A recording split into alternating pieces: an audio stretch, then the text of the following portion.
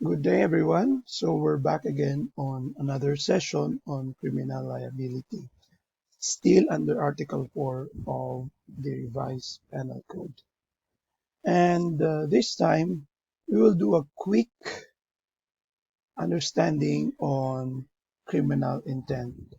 I know that during our previous session, we have discussed about the elements of a felony, and one is criminal intent with regards to those created by dolo with malicious intent or intentional felonies. Now, when you speak of a general again, there are two categories. So one is general or generic, and then the second one is specific criminal intent. When you speak of a general criminal intent, you are referring to the intention to do something wrong, right? In contrast to a specific criminal intent, you're only referring to uh, the intent to commit a specific act or a definite act, because there are crimes punishable under the revised penal code that requires a specific act. Okay. With regards to criminal intent, general criminal intent, it is actually presumed from the mere doing of a wrong, whilst in specific criminal intent, the existence is not presumed. It must be proven. Okay, so the specific intent as an element of the crime has to be proven, and it is the burden upon the prosecution to establish its existence. Compared to a general criminal intent, it refers to, the burden is upon the wrongdoer to prove that he acted without such criminal intent. Okay, so that is with regards to intent. But remember, it's also important to discuss and understand the concept of motive in contrast to intent and discernment.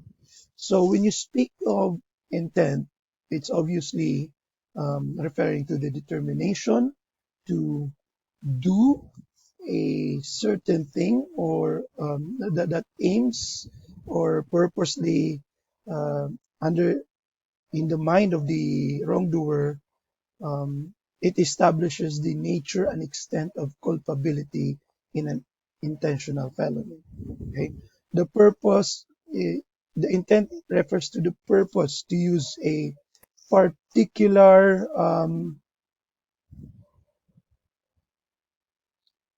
so as I was saying, the purpose to use a particular means to effect a definite result.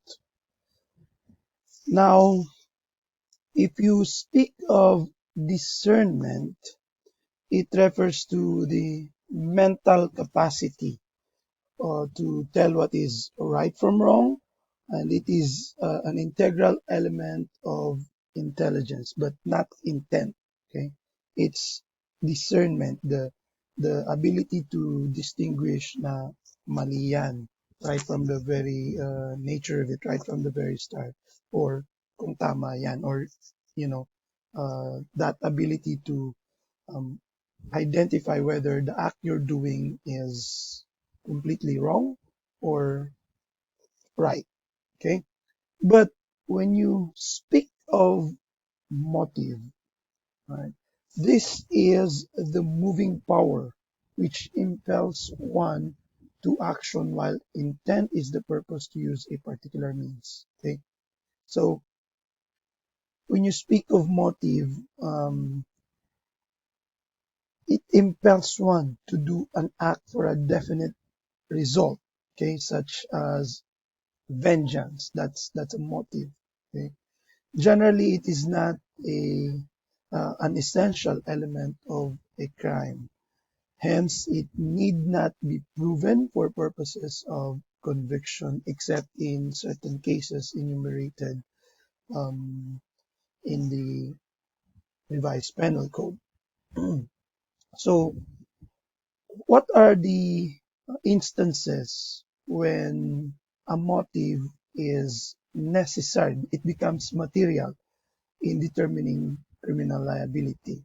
One is when the act brings about variant crimes, such as kidnapping or robbery. Okay. Second, when there is doubt as to the identity of the assailant. Okay. Next, when there is the need to ascertain the truth between two antagonistic versions of a crime, two separate versions of the facts of the crime. Another is when the identification of the accused proceeds from an unreliable source and the testimony is inconclusive and not free from doubt. Okay? So the motive plays a critical factor in the determination of guilt of the offender or of the accused. Another is when there is no eyewitness to the crime and when suspicion is likely to fall upon a number of persons, multiple suspects. Okay?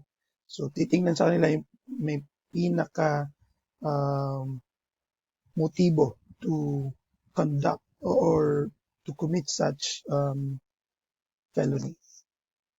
Another is when the evidence on the commission of the crime is purely circumstantial. You will meet all these types of evidences as you go to another subject on the rules of evidence. Okay. And then lastly, when the act is alleged to be committed in defense of a stranger, because it must not be induced by revenge, resentment, or other evil motive.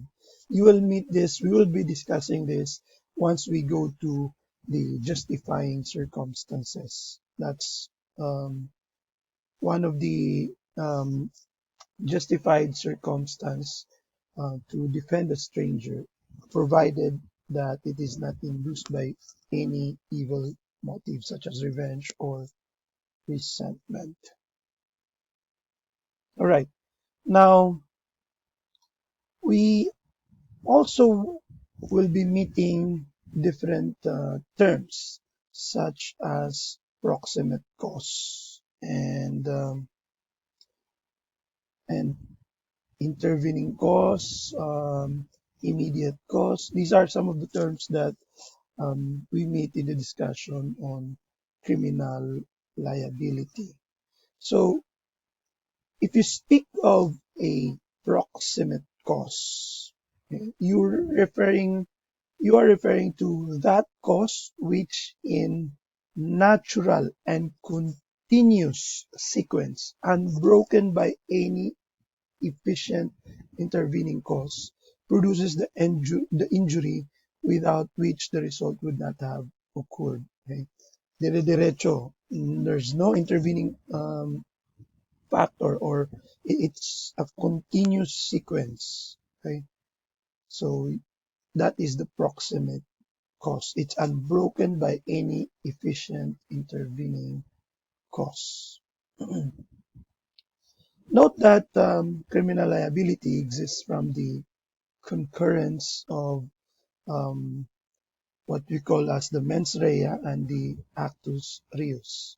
Okay, meaning criminal liability for some felonies arises upon a specific resulting harm, such as in homicide and its qualified forms, which requires death of the victim to be consummated, or in the case of estafa, which requires that the victim incurred damage for criminal liability for the consummated felony to arise. Okay. But what is the general rule? The general rule is that the offender is criminally liable for all the natural and logical consequences of his felonious act or criminal act. Okay? Although not intended if the act is the proximate cause of the resulting harm. Okay?